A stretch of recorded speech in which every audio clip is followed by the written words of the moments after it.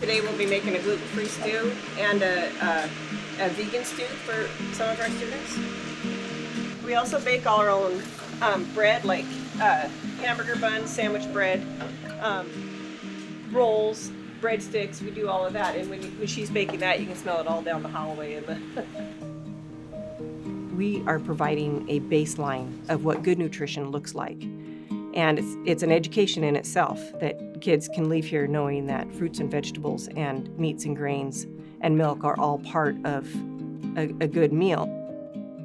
Well, what we know is that when students are well nourished, that they have better attendance rates, they exhibit better performance academically.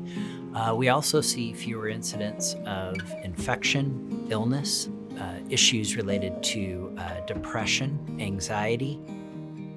Universal Meals provides 2 meals free of charge to all students attending K-12 public school, whereas free or reduced meal service meal program provides meals at low cost or no cost to students that qualify for services. We know that nearly 48% of our students throughout the state of Washington qualify for free or reduced meal services, suggesting that many of our students come to school without their basic needs having been met.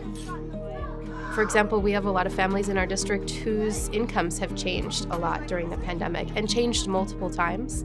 And that affects people's access to lots of different programs for food support, for housing, for financial support and other benefits here at school and outside of school. And having their children be able to get stable, secure food sources at school for 2 meals a day eases a lot of that burden when people are questioning what's going to be different in my life next month. And there's a lot of us who, as families, live in the gray zone of not quite qualifying for what currently stands as free or reduced cost lunch, but also not feeling secure every month throughout the whole school year.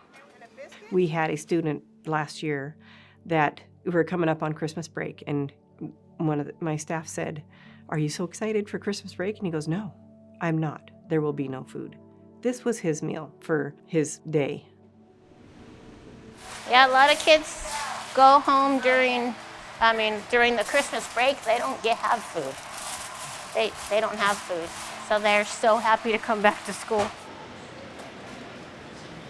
Actually, the reason I came a lunch lady is because I wanted to give the kids food that didn't get it at home like I didn't. Well, I was always happy to go to school just because I get to eat. We didn't have a lot of food. And when you go to school, you know you're going to eat, and that's worth going to school.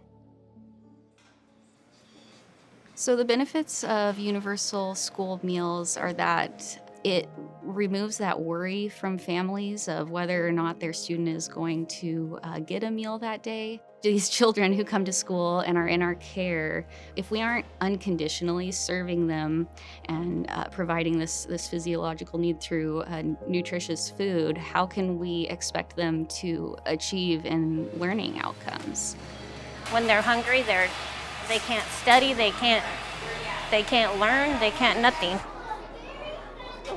If you don't have like a good lunch, then you will be not as focused in class and be more distracted. If you have like a lot of siblings or like you just don't have as many resources as everybody else, it's like super important to still be fed. So when I'm in class and I get really hungry, I can't really focus and it kind of takes my attention away. Afterwards, I'm like one of the fastest learners, so.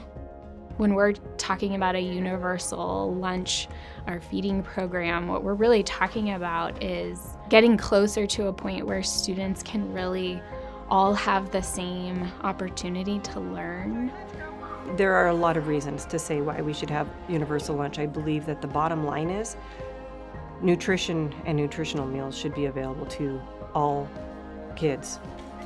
All students deserve to have nutritious meals at school, just like they deserve to have a quality education at school. What universal feeding does is it makes sure that those students that could fall through the cracks won't. It will take care of everybody, regardless of where they live or what school they go to.